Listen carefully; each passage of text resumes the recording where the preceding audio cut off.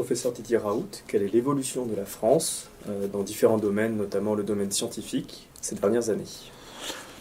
Alors, il n'y a qu'une manière de l'évaluer, à part se taper sur la poitrine en disant on est très bon, très bon, très bon, c'est de compter. Il y a plusieurs manières de compter, donc on peut utiliser les unes et les autres pour compter. Il y a une première manière de compter qui est de compter le nombre de publications réalisées dans l'année, et éventuellement d'ailleurs de convertir ça en corrigeant ça pour la population. Si on regarde l'évolution des publications de la France, dans les 20 pays qui ont fait le plus de publications entre 2017 et 2020, la France a régressé de 6%. Elle est 19e sur 20.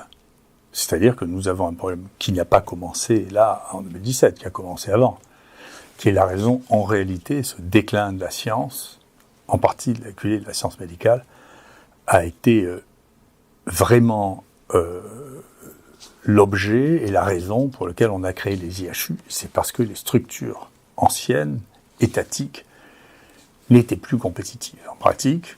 Donc il y avait une espèce de leurre qui était fait par le fait que les unités de recherche avaient de multiples adresses. Moi, j'ai eu jusqu'à 6 adresses en même temps. l'INSERM, le CNRS, l'IRD, l'assistance publique, l'université Aix-Marseille. Vous voyez, donc vous pouvez multiplier les adresses comme ça, et donc l'INSERM disait, regardez, on a autant de publications, le CNRS a autant de publications, mais c'était une grande partie d'entre elles étaient les mêmes. D'accord. Alors maintenant, on ne peut plus le faire, ça, vous allez voir, sur certains mécanismes qui empêchent d'avoir soit des dizaines d'auteurs, soit plus de 2 tutelles. Et donc, cette illusion qui est tout ce qui avait une certaine taille était susceptible d'avoir plusieurs tutelles, faisait que les tutelles disaient, regardez, nous, on a, nous, les 300 ou 400 publications qu'on faisait chaque année, elles étaient affectées à chaque tutelle. Mais c'est un leurre, c'est une illusion. Après, quand on regarde au niveau de la France, on voit quel est le résultat, et le résultat est extrêmement inquiétant. C'est-à-dire que les choses se dégradent à une vitesse très importante.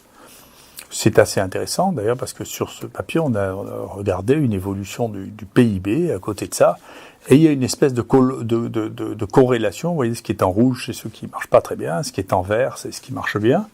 Il y a une espèce de corrélation, si vous voulez, entre l'évolution du PIB, pas le PIB, mais l'évolution du PIB, ceux qui sont en croissance, et l'évolution de la science. En particulier, c'est très très net au niveau de la Chine, qui progresse de manière très très rapide, mais pas seulement. Il y a les pays d'Europe, la Pologne augmente, le Brésil a une augmentation de sa production scientifique très notable, qui sont intéressantes. Donc ça, c'est un premier point. Si on compare ensuite en mettant, écoutez, est-ce que tout ça a à voir avec les décès par Covid ? Est-ce que la science, finalement, influence la qualité scientifique et sa progression scientifique et le PIB ont une corrélation avec la mort? Et la réponse est le PIB, pas tellement, mais les publications par million d'habitants, oui.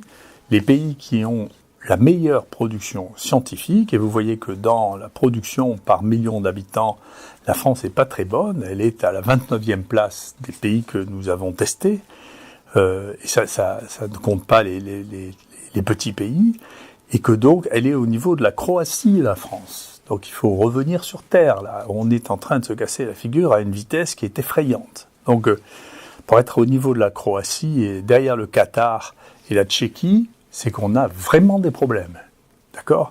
Et du coup, on est moyen bas dans la production scientifique, on est moyen bas dans la lutte contre le Covid, et on est un peu plus haut dans le PIB par habitant, mais avec une dynamique dont on verra si elle reste comme ça, parce que vous avez vu que l'évolution du PIB est pas bonne, et de manière comparative. C'est pas juste parce que y a une crise, de manière comparative. Il y a des choses à faire dans ce pays qui vont mal, et c'est pas la peine de faire l'autruche, parce que l'autruche, en mettant la tête dans le sable, ne se dissimule pas du tout. On la voit toujours autant. Il n'y a que elle qui ne voit plus rien, en réalité. Hein.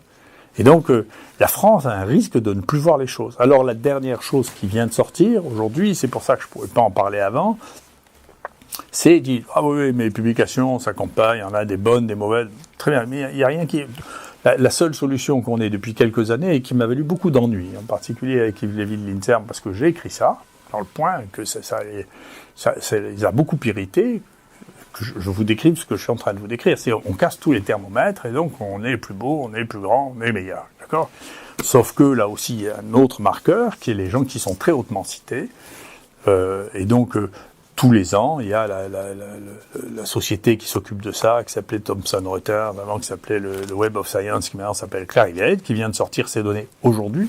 C'est pour ça que c'est une surprise que je ne pouvais pas vous donner avant, sur ce qui se passe. Et si ce qui se passe, c'est que là aussi, la France a une régression du nombre de gens qui sont hautement cités.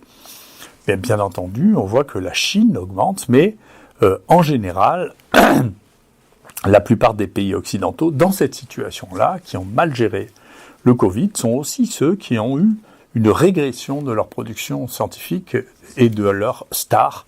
Le nombre de stars, de gens très très bons, les 6600 meilleurs au monde, eh bien, il y en a moins, il y en a de moins en moins. En France, petit à petit, ça s'étiole, vous voyez, on a diminué par rapport à l'année dernière. Et maintenant, on ne représente plus que 2,2% de la production scientifique mondiale, par rapport à un peu plus de 1% de la population. Donc, si vous voulez, on est en train, bientôt, on va arriver à la moyenne de la production scientifique du monde. Enfin, je ne sais pas si vous vous rendez compte, le déclin, la France, au début du 19e siècle, produisait 40% de la science mondiale. Donc, s'il n'y a pas une lucidité sur ce problème-là, on ne s'en sortira pas. Et comment expliquez-vous ce déclin ?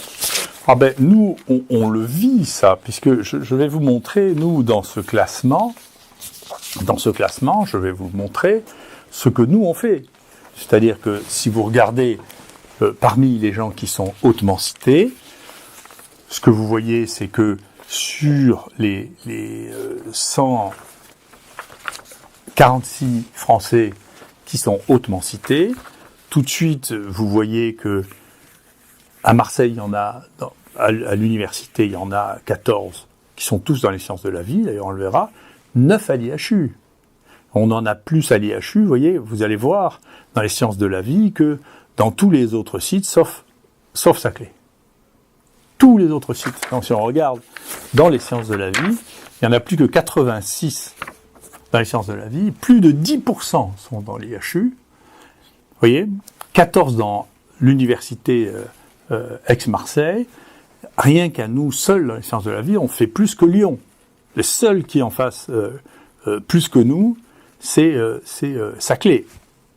C'est les seuls, d'accord, en France. Et on est tout petit. Et donc, si vous regardez, très bien, mais le Covid, alors le Covid, vous regardez, ça c'est pareil, c'est sorti du Web of Science, ça c'est des choses qui sont accessibles à tout le monde.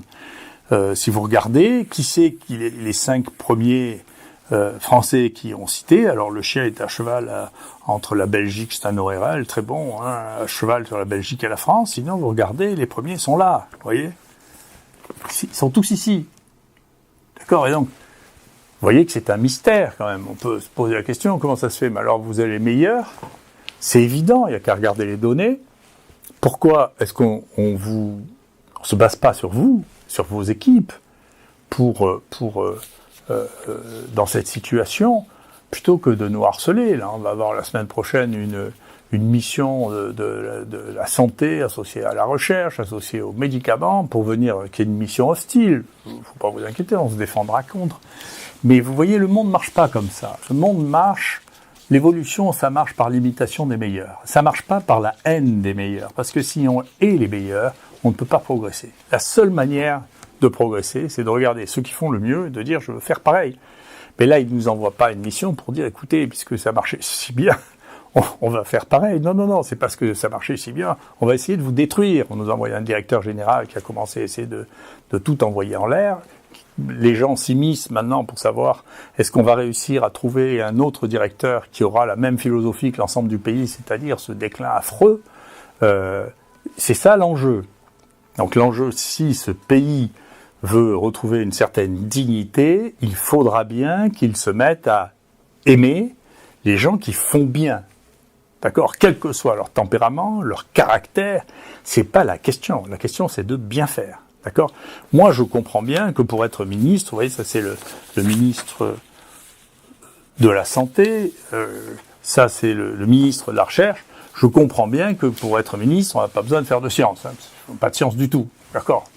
Mais il ne faut pas qu'ils en tirent une amertume vis-à-vis de ceux qui font la science au meilleur niveau du pays, quand même. On ne met pas des gens en place au ministère de la Recherche, au ministère de la Santé, pour qu'ils détestent ceux qui produisent le plus de tout le pays dans le domaine de la santé, dans le domaine de la recherche. Il faut faire attention et il faut avoir des contre-feux. Ces choses sont arrivées, souvent, nous c'est possible qu'on ait été partiellement protégés par le président, comme le président avait protégé Jean Dossé, qui était prix Nobel, et que l'INSERM avait foutu dehors. Et il a bien fait de le protéger, de l'aider et de le financer, parce que grâce à ça, il a lancé le Centre d'études du polymorphisme humain, qui a été la plus grande avancée française qui a été faite dans l'étude du génome humain, que l'INSERM et le CNRS avaient refusé de reconnaître. Donc tout ça, il y a des traces, on connaît l'histoire de tout ça. Il faut faire très attention. Il faut faire très attention, c'est pas les instituts qui sont importants. Ce qui est important, c'est les humains. Et c'est les humains qui produisent, qui font quelque chose. Mais peut-être que ces mesures sont justifiées par le Covid, par les mesures sur le Covid, par le traitement du Covid. Je ne sais pas, nos données, là aussi, je m'excuse de les remettre, mais enfin, vous savez, nous, on a testé 840 000 personnes ici, bien avant Paris. À Paris, on n'arrivait pas à faire, on a commencé, les hôpitaux n'arrivaient pas à faire les PCR dans les hôpitaux. Enfin, faut voir. Est-ce que nous, on a commencé, la première fois qu'on a fait 500 d'un coup. Attendez, c'est passé un problème quand même. Nous, c'est le nombre de gens qu'on a testés, le nombre de tests qu'on a fait, le nombre de gens qu'on a testés, 540 000 quand même. Hein. Il y en a eu 60 000 qui étaient positifs, dont maintenant on est à 31 000 qui ont été traités ici, et dans les 31 000 qui ont été traités ici, vous voyez, il y en a 27 000 qui ont été traités en hôpital de jour avec une mortalité qui est de 0,1%, c'est la plus basse au monde. Hein. 4 000 qui ont été hospitalisés avec 9,6% de mortalité. Je vous rappelle que dans les hôpitaux, bien entendu, il y en a qui sont passés en réanimation, il y en a qui sont passés... voilà, mais je vous rappelle que quand on a mesuré, en dehors de nous, hein, simplement en prenant les données nationales, la mortalité globale des hospitalisés à Marseille est autour de 9% si on enlève les hôpitaux de jour, et que celle de Paris est de 15% quand même. Donc c'est pas... Alors si c'est pour apprendre comment on soigne les gens, de venir ici, c'est bien, mais nous envoyer les gens qui ont participé à cette espèce de catastrophe qui a illustré les 2 ou 3 premiers mois de la recherche pour nous, de la prise en charge du Covid pour nous remettre au pli, de manière à ce qu'on voit plus de différence, c'est une drôle de manière de faire évoluer le pays. L'évolution, c'est on imite les meilleurs et on les traite correctement. Nous, on ne nous imite pas. Deuxièmement, on a distribué des médailles partout, sauf aux gens qui travaillent ici. Les gens qui travaillent ici, qui ont vu plus de malades, qui sont atteints de cette maladie que n'importe qui en France, parfois que n'importe qui au monde. Mathieu Millon, 10 000 personnes. Jean-Christophe a traité 3 000. On a donné les médailles à tout le monde pour le Covid, sauf à personne d'ici. D'accord ? Donc, il y a quelque chose quand même avec la reconnaissance des meilleurs. Il y a un problème. Au bout d'un moment, il faut cesser de penser que les meilleurs, c'est une opinion purement subjective. Il y a des données objectives. C'est ça, les nombres, les données. Personne, il n'y a pas un site qui a reçu autant de gens, traité autant de gens. On nous envoie un truc pour nous dire que c'est mal géré. Enfin, c'est quand même absolument extraordinaire, ça. Vous savez, quand on veut vous tuer dans la recherche, moi j'ai l'habitude depuis 25 ans, ça fait longtemps que j'irrite les gens. C'est quand on dit tout va bien, mais la gouvernance, c'est pas ça. Alors la gouvernance, il dit, mais il y a quelqu'un de vous qui a déjà fait ce que moi j'ai fait dans sa vie. Il y a quelqu'un qui a gouverné, qui a fait construire un bâtiment de 27 000 mètres carrés spécialisé, qui l'a gouverné, qui a eu des résultats de cette nature-là, pour que vous vouliez m'expliquer maintenant comment on fait. Maintenant que je m'en vais, vous allez m'expliquer, écoutez, c'est pas ça qu'il fallait faire, en dépit de tous vos résultats. Mais ce pays marche sur la tête. C'est pas étonnant, si vous voulez, que on ait un déclin aussi brutal que ça. Ce déclin, c'est la jalousie. Il n'y en a pas d'autre, c'est la jalousie, la jalousie, la jalousie. Plutôt que d'admirer les gens qui font bien, plutôt que de dire, écoutez, comment je peux faire pour vous aider, comment on peut avancer ensemble, comment vous pouvez nous expliquer comment décliner ce modèle pour d'autres, maintenant que vous, moi, mon action, elles peuvent toujours me courir après, j'ai rien à fiche, j'ai fini, j'ai 69 ans et demi, j'ai convenu avec les gens de mon conseil d'administration de partir en septembre, je le ferai, sauf si il y a un oukase ou un arrêté brutal qui décidait de mettre fin à ma fonction, parce que ça me paraît naturel de partir à cet âge-là, pourrait me demander, mais écoutez, M. Raoult, expliquez-nous comment on fait. Vous voyez, c'est quand même un phénomène absolument spectaculaire de détester à ce point la réussite. Alors je comprends bien, ça veut dire que beaucoup de gens qui prennent la parole sont des gens qui ne sont pas satisfaits de leur propre vie. Ils n'ont pas d'estime pour leur propre vie, pour ne pas avoir une capacité d'admiration. Moi, j'ai une capacité d'admiration qui est intacte. Il y a une quantité de gens que j'admire. Chaque fois que je vois quelqu'un qui fait quelque chose qui dépasse de manière significative la norme, j'ai de l'admiration pour lui. Ça me gêne pas, ça m'enlève rien qu'il soit comme ça. Je n'ai pas de raison de le maltraiter. Dans les résultats que vous avez obtenus en traitant des patients, quelle est la place de l'hydroxychloroquine? Pourquoi est-ce que les autres ne trouvent pas comme vous? Alors, moi, j'ai expliqué ça très longuement dans ce livre, hein, donc je vous conseille de le lire. Les autres, ça n'est pas vrai que les autres ne trouvent pas comme nous. C'est que, si vous voulez, j'ai essayé d'expliquer ça en présentant un tour de carte, si vous voulez, pour vous expliquer que quand vous avez ces chiffres bruts, vous pouvez les tripoter dans un sens ou dans un autre, de manière à sortir de l'analyse des chiffres bruts et faire dire à votre étude ce que vous voulez. Donc, moi j'ai regardé avec mon collègue Mathieu Mignon, voyez-vous, pour que on regarde les données réelles, c'est-à-dire la mortalité des gens dans les 4 études françaises qui ont été publiées en dehors de nous, puisque nous, on a toujours trouvé que ça marchait, et bien et de faire une méta-analyse là-dessus. Si on fait une méta-analyse sur les données brutes, la résultante des méta-analyses des 4 études qui ont été faites en France, en dehors de nous, montre qu'elles sont en faveur de l'hydroxychloroquine. Les 4. D'accord? Donc c'est pas vrai. En dépit du fait que 2 aient été arrêtés du jour au lendemain par le ministère de la Santé, parce qu'il avait cru l'histoire de Lancet-Gate qui était une énorme fantaisie. Donc il les a arrêtés, il n'a pas voulu revenir en arrière, donc 2 de ces 4 études ont été arrêtées, alors que les données étaient en faveur de l'hydroxychloroquine, et comme elles ont été arrêtées, le nombre d'inclusions qui aurait permis de montrer que cette différence avait une différence statistique n'a jamais été atteint, parce que le nombre qu'il devait mettre n'a jamais été fait. Donc ça, c'est des études qui ont été interrompues prématurément, sans raison. Quand on l'a demandé, moi j'ai fait demander à l'INSERM pourquoi cette étude avait été arrêtée, ils ont dit pour futilité, je ne sais pas ce que ça veut dire, je trouvais que c'était futile, d'accord. Et donc, en particulier, en se référant sur une des études qui est la plus extraordinaire, qui est l'étude anglaise, qui a été faite sur Recovery, dans lequel, moi je suggère à tous les médecins de regarder dans le livre qui nous sert à tous sur la posologie, c'est-à-dire le nombre de comprimés qu'on peut donner d'hydroxychloroquine, et qui verront que dedans, on considère que la dose toxique est de 1,8 g, et que les Anglais ont donné pour leur étude une posologie de 2,4 g. Et ça, c'est toute la nation anglaise et tout Oxford qui a donné ça, ce qui doit amener à réfléchir à qu'est-ce que ça signifie d'oublier la médecine à ce point-là. C'est-à-dire de ne pas regarder même quelle est la dose maximale tolérable, si vous voulez, d'un médicament avant de faire des études modélisées sur la cinétique de ces médicaments. C'est délirant.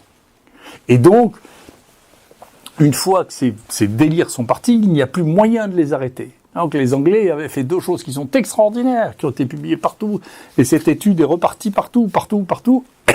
Une posologie qui aurait pu être mortelle, fort heureusement qu'il n'a pas été, et deuxièmement, on inclut les malades même si on n'a pas la preuve qu'ils sont malades. Même si on n'a pas de PCR positif, on les inclut. Mais je sais pas, c'est la médecine d'une autre planète, c'est pas comme ça qu'on fait. Enfin, d'abord, on vérifie quelle est la dose tolérable, et deuxièmement, on vérifie le diagnostic, qu'est-ce que c'est que ces trucs. Et ça sort dans les meilleurs journaux, et après, regardez, hop, l'hydroxychloroquine, ça marche pas. Mais qu'est-ce que c'est que ces fantaisies? C'est pas sérieux. Nous, on est des gens sérieux, enfin, on fait pas des choses pareilles. Donc nous, on est des gens sérieux. Maintenant, on a traité en tout, je crois, près de 25 000 27 000 personnes avec l'hydroxychloroquine. Écoutez, l'azithromycine, ça va, on n'a pas eu de mort, on n'a pas eu de problème, on n'a pas eu toutes ces fantaisies dont on parle, on savait bien que ça n'existait pas. Il y a des millions de gens qui ont déjà été traités, mais avec les posologies qu'on utilise nous. Donc qu'est-ce que c'est que ces fantaisies ? Qu'est-ce que ça signifie ? Comment ça se passe alors dans le reste du monde ? Moi, je suis très content pour des raisons que vous imaginez, pour voir ce qui se passe au Sénégal. Parce qu'il y a le président de la Société de pathologie infectieuse de langue française, qui est un garçon qui est très désagréable avec moi. Je ne sais pas pourquoi, je ne le connais pas, mais enfin, qui a dit aux Africains qui l'ont très très mal pris qu'ils avaient tort de m'écouter pour l'hydroxychloroquine. Les Africains ont dit que l'hydroxychloroquine, ils la connaissaient quand même beaucoup mieux qu'eux, qu'ils avaient tous bouffé de la chloroquine et de l'hydroxychloroquine depuis une quarantaine ou une cinquantaine d'années. Donc pour donner des leçons de Bretagne aux Africains sur la chloroquine, c'est un peu, c'est aussi étrange que les autres qui donnent des doses toxiques pour voir si ça marche, quoi. C'est qu'on vit dans un monde là qui est virtuel, c'est plus la réalité, hein. Mais les Africains, ils font, c'est pour ça que si on n'y prend pas garde, le déclin français n'est pas prêt de s'arrêter. Vous voyez, ils font comme nous. Et donc, ils ont fait un hôpital, pareil, comme nous, 75 lits en chambre individuelle, avec des lits qui sont en dépression, pour pouvoir accueillir les maladies infectieuses, qui vient d'être opéré, qui vient d'être ouvert. Celui qui l'a bâti a dû se battre comme nous avons dû nous battre, parce qu'il y a des institutions qui existaient, parce que les gouvernements changent, parce que les directeurs de la santé changent. Cela étant, il est arrivé, il a maintenant un bâtiment dont je vous assure qu'il peut faire rêver beaucoup de gens en France, qui est entièrement dédié à la gestion des malades contagieux, avec des capacités qui sont les mêmes que les nôtres, et donc une capacité thérapeutique qui est très bonne et qui vient de donner une très jolie publication, vous voyez, avec l'hydroxychloroquine et l'azithromycine dans le traitement des patients hospitalisés sur un peu moins de 1000 personnes, vous voyez. Et si vous regardez l'efficacité, vous voyez que l'hydroxychloroquine plus l'azithromycine, elle donne une efficacité spectaculaire à côté de pas de traitement. Donc mon Dieu, il y en a au moins qui disent, écoutez, on va suivre ceux qui font le mieux pour l'instant, et ça réussit très bien. Et à côté de ça, technologiquement, Mboup a créé un institut de recherche, ça s'appelle l'IRCEF, qui est tout neuf, qui est dans le quartier tout neuf qui est à côté de l'aéroport de Dakar, dans lequel il y a tous les équipements, la séquence, ils font des séquences génomiques, quand on a discuté la dernière fois ensemble au conseil scientifique, je fais partie de mon conseil scientifique, ils faisaient 1000 séquences de Covid par semaine, dans ce centre-là. Donc eux ont commencé à faire de la séquence très tôt, ils ont commencé à faire de la PCR très tôt, ils ont commencé à faire de la PCR sur les variants en nous demandant de les aider au départ, de leur donner la PCR, ce qu'on a fait, bien entendu. Et eux ont un niveau là, vous voyez, que vous voyez là. Si vous vous posez la question de la place de la France dans le monde, c'est ça qui est en train de se passer, hein. Donc vous pourrez continuer à nous cracher dessus, ça ne changera rien du tout. On pourra continuer avec des laboratoires. Vous vous rendez compte, il y avait la moitié des CHU qui n'avaient même pas un séquenceur nouvelle génération en France quand ça a commencé. Il faut voir le niveau d'équipement de ce pays est misérable, parce que on se préoccupe d'autre chose et qu'il n'y a pas de vision stratégique. Il faut avoir une vision stratégique, technique. On ne peut pas y échapper. Deuxièmement, il faut arrêter de taper sur ceux qui réussissent, parce que ça sert à rien. On nous paye déjà pas plus. Ça, si on nous donne une médaille de temps en temps, on est content. Mais au moins qu'on passe pas notre temps à nous envoyer des inspections pour nous dire qu'on ne sait pas faire notre travail. Attendez, on peut regarder les résultats.